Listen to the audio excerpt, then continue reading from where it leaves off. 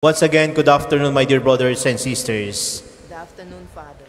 As we celebrated the feast of Our Lady of Guadalupe, kung titingnan po natin, ang mahal na ina ay nagpakita sa isang lalaking o Indianong Aztec sa Tepeyac, Mexico.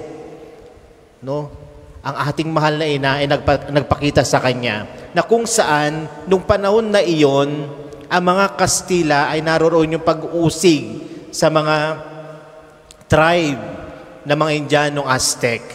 Pero, nung nagpakita ang mahal na ina, na kahit anong sabihin ng mahal na ina kay Juan Diego, na kung saan natin sinelebrate noong December 10, ang kanyang kapistahan, sinusunod niya ang kagustuhan ng mahal na ina. At kung titingnan po natin at susuriin po natin ang imahe o yung larawan ng Our Lady of Guadalupe, ang mahal na ina ay buntis. That time, sabi po, some of the commentaries, yung panahon na iyon ay legal ang abortion. Kaya nagpakita ang mahal na ina na buntis, na siya ang totoong ina ng Diyos. Pinapahalagan niya yung buhay. Kaya kung titingnan po natin, kailangan po natin ipagdasal ang ating mga anak. Kaya kung titingnan din po natin, ang buhay po from womb to tomb. No? Para sa tiyan pa lamang hanggang pagkamatay po natin. Yun po ang buhay. At para sa ating mga kapatid na naniniwala sa ating Panginoong Jesucristo at sumusunod, ano ang kahulugan ng buhay para sa inyo? Ang buhay ay napakahalaga. Yan ay biyaya ng Diyos. Kaya lahat ng mga ina, saludo po kami sa inyo. 9 months ninyong dinadala ang inyong mga anak sa inyong sinapupunan. Pahalagahan ninyo sapagkat yan ay regalo, isang gintong regalo ng ating Panginoon para sa inyo. Kaya kung titingnan po natin, laganap na po ngayon yung abortion. Bakit? Sapagkat kung titingnan po natin, pabata ng pabata ang nabubuntis. Why? Wala nang guidance ng mga magulang ang mga bata. At nagiging matigas na ang kabataan ngayon. Kaya they want to experience more.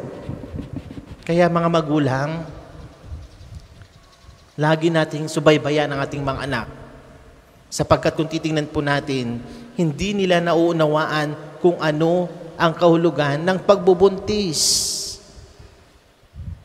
Kaya isang paalala po ng ating mahal na ina ngayon na kailangan po natin pahalagaan ng buhay. Pahalagaan kung saan yan ay regalo ng ating Panginoon.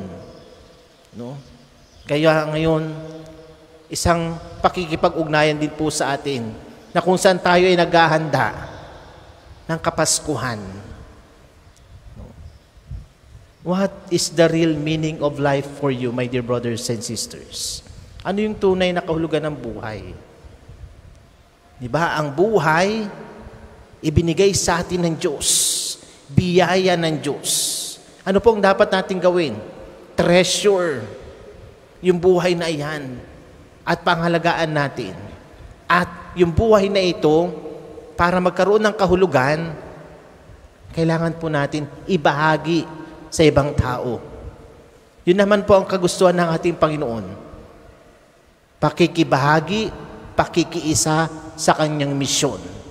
Kaya sa ating pagdiriwang ngayon ng kapistahan at ginugunitan natin ang mahal na Guadalupe. No? Na alam po natin na tayo o karamihan po sa atin ay naniniwala sa ating mahal na ina. Na ang ating mahal na ina, dinala ang ating tagapagligtas ng 9 na buwan.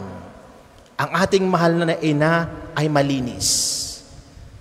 Kaya kung titignan din po natin, the first tabernacle ay ang ating mahal na ina ayon sa CCC. No? Siya ang unang tabernakulo, doon nakalagak ang ating Panginoong Jesucristo. Kaya mamaya, No? Pag-isipan natin, pagnilayan natin. At mamaya tatanggapin natin ang katawan ng ating Panginoong Hesukristo. At tanungin natin ang ating sarili, do I really, o ako ba ay totoong tatanggap sa katawan ng ating Panginoong Hesukristo upang manirahan sa aking pagkatao at maisabuhay ang kanyang turo.